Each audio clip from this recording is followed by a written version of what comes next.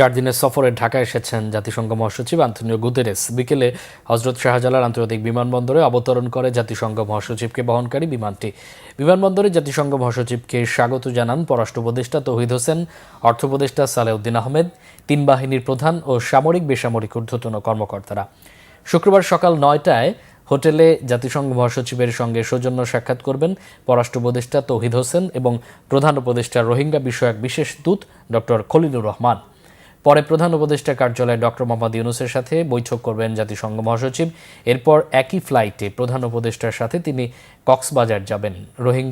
শুক্রবার সারাদিন রোহিঙ্গা ক্যাম্পে পরিদর্শন করবেন আন্তোনিও গুতেরেস।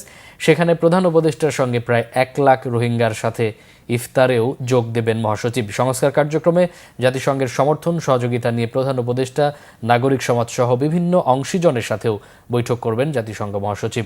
বৈঠক করবেন ঐকমত্য কমিশনের সাথেও।